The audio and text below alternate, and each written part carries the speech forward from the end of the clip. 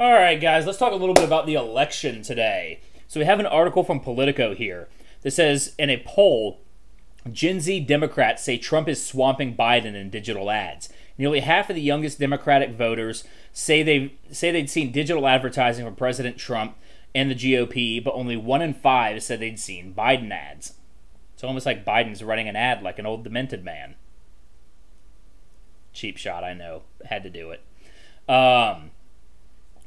Well, President Trump's campaign is inundating young liberal voters with digital ads and beating outreach from Joe Biden and the Democratic Party, according to a new poll of registered 18 to 39-year-olds in battleground states. First of all, 18 to 39-year-old isn't really Gen Z. I mean, Gen Z is like in the voting age range, like what, maybe 18 to 26, something like that. The rest are millennials. The poll, administered to Democrats and Democrat-leaning independents, found that 47% of the youngest voters, Generation Z, or Gen Z for short, saw ads from the GOP or the president's campaign on social media platforms like TikTok and Instagram. And this is really funny because, you know, there was a time when it was the fuddy-duddy Republicans who had no idea how to utilize technology effectively. Wasn't it the 2008 campaign? I think it was at the GOP convention. John McCain, who I'm not gonna go on a John McCain rant here. I promise. I hate John McCain. I won't go on a rant about him, even though I want to. Can't believe it was our nominee. God, that pissed me off. So he comes out to give this speech, and he's all waddling out on stage behind a green screen.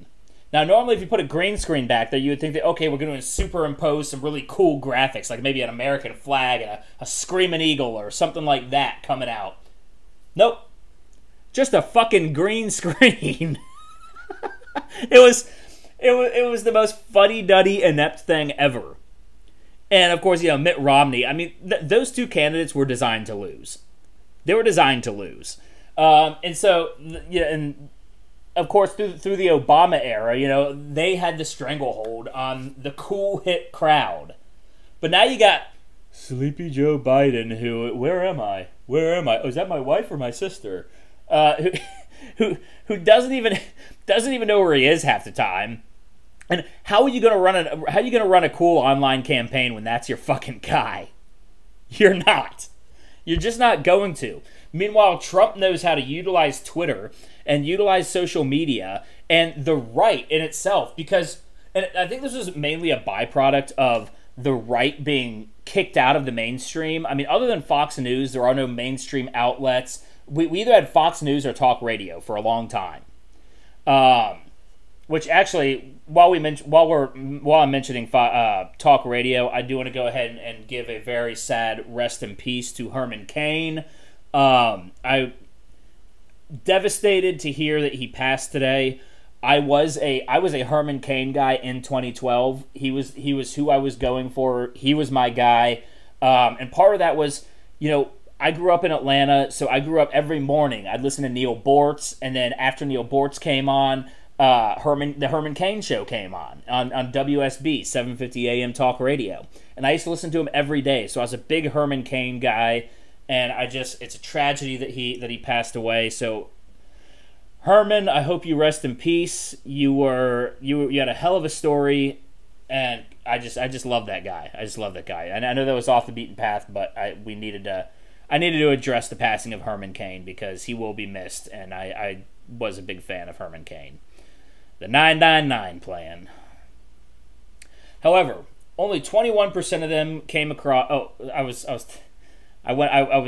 actually going somewhere with that before I got derailed by Herman Cain. So, you know, there was a time when we as conservatives basically had either Fox News or talk radio, and then social media came about, and there weren't the same gatekeepers, and so all of a sudden, conservatives had a place where we could spout our messages, and we got the humor started coming out as the left started getting increasingly authoritarian and just got offended by everything. We started realizing that we could have fun by pissing them off, and so, you know, right-wing troll culture started, and from what right-wing troll culture, we have learned to dominate the internet, despite the fact that or much to the dismay of all of these tech giants who try to ban us for it. But we still persist. We still persist. I mean, you just got to look at either side and say, just look at the meme-making capabilities and say, which side is having more fun? Which side is onto something, and which side just wants to cry, whine, bitch, and moan? All right, so back to this article. However, only 21% of them came across digital ads from Biden or the Democratic Party. 40% of all voters surveyed reported seeing no form of Democrat campaign contact. And that's because, I got a feeling that the Democrats, the Democrats are the dinosaurs at this point. As I was mentioning before, the right was able to be early adopters of the internet because the left controlled the old mainstream media to such a degree that they didn't feel the impetus to shift online to the level that the right did. Because they had so many other outlets. They had so many other venues to get their news, report their news, talk about whatever the hell they wanted to talk about. We all had to go online. We had to adopt it. And it is the newer, younger technology. So now, you still have these Democrats who cannot adjust. They cannot grow into the new age of the internet. And they're still stuck doing, probably running fucking print ads in magazines. Sending telegraphs over the wires. So this is not a general youth poll. These are voters that Vice President Biden should be chasing. Yeah, but they're too fucking dumb to know how, said Sarah Audello, the executive director of the Alliance of Youth Action, a nonpartisan organization dedicated to increasing youth turnout and political engagement. I got a feeling they're not all that nonpartisan. Anybody that's pushing, because everybody knows that young people are going to run liberal. So if you run an organization trying to get what you know to be a predominantly liberal base voting and politically engaged, that's just a magnet for people that want to promulgate that message, that left-wing message. So I highly doubt that they are actually they might be nonpartisan in name only. Commissioned by the Alliance... Oh, excuse me. It's getting late. Commissioned by the Alliance and conducted by data analytics company Civics, the poll surveyed 1,241 young Democrats and Democratic-leaning independents in swing states. It reached registered voters between July 18th and 20th in Arizona, Florida, Georgia, Michigan, Minnesota, North Carolina, New Hampshire, Pennsylvania, blah, blah, blah, blah, blah. The margin of error was plus or minus 3.2 percentage points. Historically, political campaigns have not deeply invested in young people who turn out at lower rates than older generations do. Are more likely to identify as independent? No. They're more likely to identify as whatever the liberal base is, which is Democrat. They are much more likely to be Democrats. Now, that might be like, oh, I don't like labels attached to me, but they vote Democrat every fucking time. You know they do. And have a growing distrust of government and institutions. I don't think that's true, actually. The further left they lean, the more they actually believe in government and institutions. Just not the American government. Just not the American institutions. Because they're turning increasingly Marxist. So they believe in these authoritarian government and authoritarian institutions that they believe one day they will run. But of course, as Yuri Bezmenov said, that will not happen. In fact, they will be lined up against the wall and shot. So hopefully we can keep waking people up to the fact. These revolutionaries that think that they are going to be in charge of anything they need to realize that they are useful idiots. But they have been brainwashed, and that will not happen. And so we've got to figure out something before they swarm us out of existence and then all get killed themselves. We're saving their lives too here. Let's see. So where was I? Growing distrust in government institutions. Data from groups like the Alliance and research organization Circle shows that young people are less likely to be contacted by campaigns and get voting information. The numbers are even lower for young people with no college experience. With the pandemic eliminating most meaningful in-person contact, Audello stressed the need for campaigns to be targeting Gen Z and millennial voters with digital outreach to ensure turnout. Yeah, but they're not. And even if they could, their message is going to fall flat because they just don't know how to do it. They don't know how to appeal to people on the internet. And part of it is because they have no fucking sense of humor anymore. The internet is kind of like the Wild West of information, even though we got our big tech sheriffs trying to rein in all of us conservative outlaws. But, you know, we keep running around with our six-shooters causing mayhem, and we just becoming legends of folk and lore, you know? So we're having fun with it. They don't know how to have fun with it. If the election were held today, the poll found that nearly 90% of young Democrats would pick Biden. Of course they would. But that's been well documented. But it's been well documented that Biden is facing down an enthusiasm gap, especially with young black voters. Oh, yes, the black vote. And, you know they pegged Joe Biden because historically he was supposed to be the one that had the black vote. But he has so many racist gaffes, so many things to pull upon that, you know, the internet is forever, and so many things from, you know, even the 70s and 80s and 90s about Joe Biden are resurfacing and making him look horrible. And, God, I can't stop yawning tonight. Couple that with the fact that we now have 4 polls that have come out showing black support for Donald Trump to be above 34%, and most of that is with young black men. Black women still hate him, but young black men are becoming increasingly pro-Trump. And that's a beautiful thing, because not only is it good that they're starting to, you know, break free of the plantation, as Candace Owens would say, you know, they're breaking free from that, but it's, yeah, I've kind of lost my train of thought there. So, yeah, I mean, who was it, Tim Scott, that said if we win 14% of the black vote, the Democrats never win again? And I think if we have 34% approval rate, or 34 plus, some has been as high as 41 in a Rasmussen poll. Now, Rasmussen does tend to lean favorably towards Trump, but they also got 2016 right. So maybe the truth is pro-Trump. So we'll see in November, I guess. You know, depending on what we see in November. While those surveyed almost unanimously disliked President Donald Trump, 27% also rated Biden somewhat or very unfavorably. It should be higher.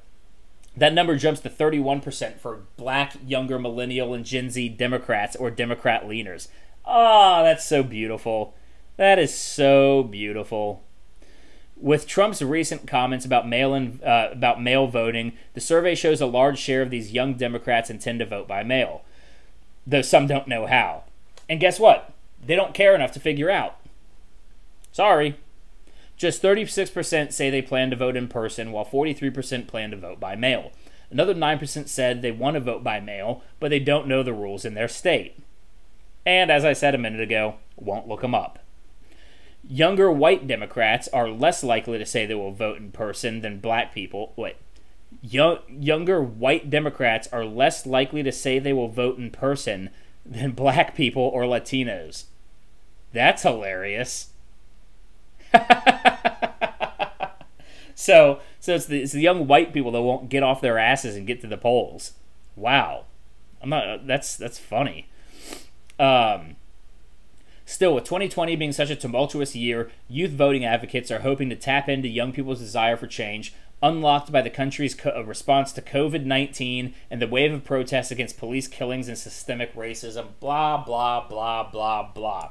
Basically, that's just saying anyone who has bought into the bullshit narrative that the media and places like Politico have been using to try to just absolutely brainwash us.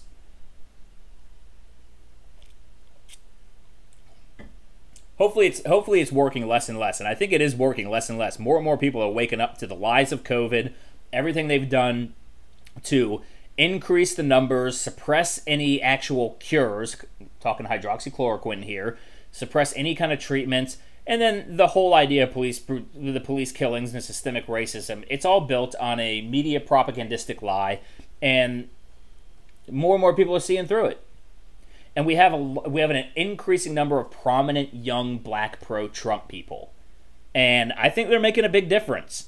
You know, I mean, everybody always points to Candace Owens. But you also got people like Kingface. Kingface is cool as fuck. You got Brandon Tatum. You got shoot, what's his name? The arborist. Joel Patrick. Yeah, Joel Patrick. You also got that guy that just got stabbed in Portland by an Antifa member. I'm sure. Let's see how well that goes over with black people when they find out that the Antifa people will stab you if if you're conservative and black, they'll still stab you. Some anti-racist protests those really are. In fact, nobody knows that. There was a great skit by Ryan something. I forget his last name. He did this skit of one guy wearing a woke T-shirt and another guy wearing a racist T-shirt, and they're having this conversation and realize that they were just the best of friends because they agreed on everything. It's hilarious. I'll have to look up who that actually was or what his name was. Ryan something, but it was hilarious. You should look it up.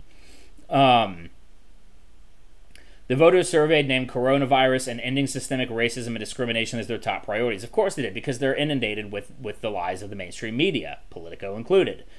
29% of voters picked defunding the police as the most important criminal justice reform. That's because they've all been brainwashed by, also in academia, their school systems. The highest of any other initiative. Persuadable young voters are highly motivated to vote up and down the ballot this year, Duelo said. So, yeah, they're saying that they're nonpartisan, but Oh, okay. So, she works for a nonpartisan group, but persuadable young voters. So she's talking about persuade in what direction? Could it be a partisan direction? So, bullshit on the whole, they're a nonpartisan group. Persuadable young voters are highly motivated to vote up and down the ballot this year. They gave away the game. But Vice President Biden has a lot of work to do to earn their votes. I don't think he's up for even knowing what state in the country he's in. I don't think he can do that work. So anyways, guys, if you like this video, please subscribe, like, share, comment, drop it. Let me know what you thought of this video, what else you want me to talk about. Hit the notification bell. Also, remember to follow me on Facebook, Instagram, and Twitter at @RamThorburn, as well as Parler. Don't forget Parler. Actually, Facebook and Parler are the two that I'm most active on. And if you would like to contribute to the channel, there are links to my Subscribestar, Patreon, and PayPal down in the description below. Anyways, guys, I hope you enjoyed this video, and I will catch you later.